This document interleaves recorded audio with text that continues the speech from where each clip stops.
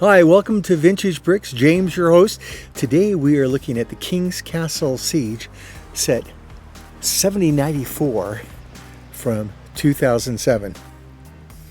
This set was a centerpiece of the fantasy era, an era that had four factions battling each other.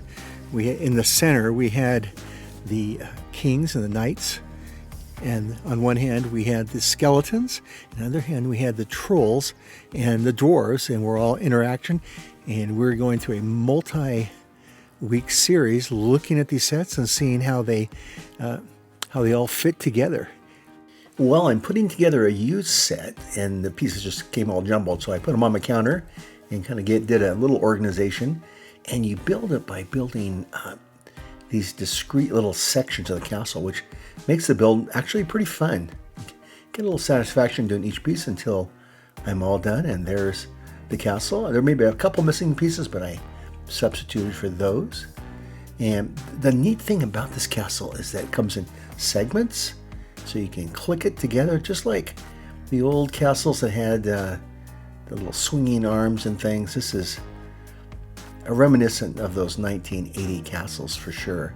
When you think of it, this castle looks a lot like the yellow castle as far as the construction of, the drawbridge in the front, the doors in the back with the towers, but all kind of an updated version of that. About 1,000 pieces. Oh, this last piece is really nice, this tower.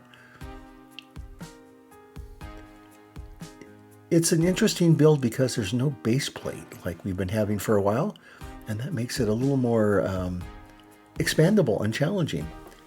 Now let's look at the fantasy era history here.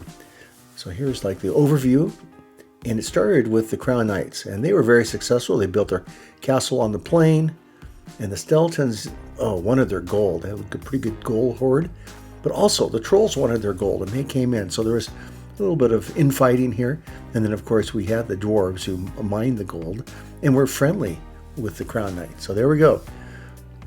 So I'm going to add 3 sets, do a little expansion here.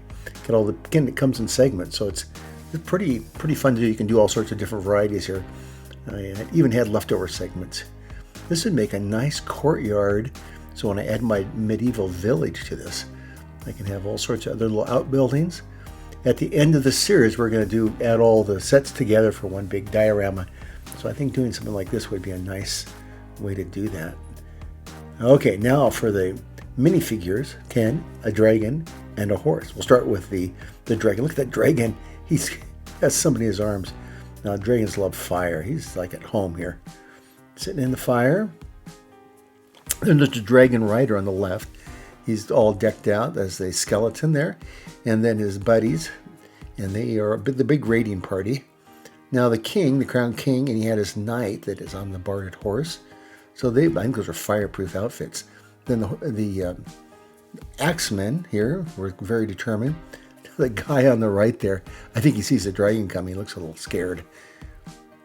And so with the king, we've completed the royal family. We've seen the queen and the prince in other sets. The queen in drawbridge defense and the princess in the skeleton tower as a prisoner. Our box is one of the best boxes I've seen Lego have.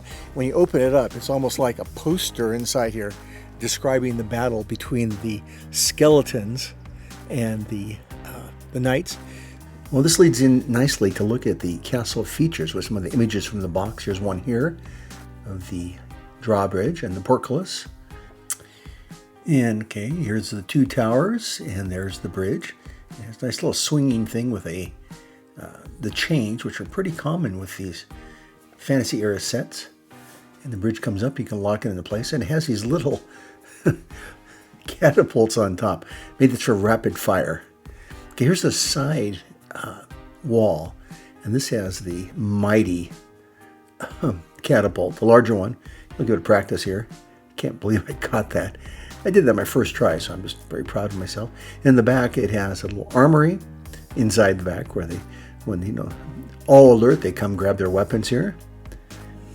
Well, the back tower is where the king's lair, and he has here's a swinging bridge. Okay, so if the skeletons get on there, they can just swing them right off. And also, he has his treasure here, Makes sense. Got the treasure well guarded, but not that well guarded. Look at the skeletons are running off with it. I can see how this whole castle is really meant to be, be played with. This next feature really shows that the wall here on the side, it can collapse in, and the box shows the skeletons, making their way through the wall right here. So all in all, I'm pretty impressed with the features of the set. Thanks for being a part of Vintage Bricks and enjoying our journey through the fantasy era. It's an era that really brings back to life the whole castle theme in a new and different way. And next week, we will look at the Dwarves' Mine, where it's the battle between the trolls and the dwarves. If you get a chance, please subscribe or drop me a note. See you again soon.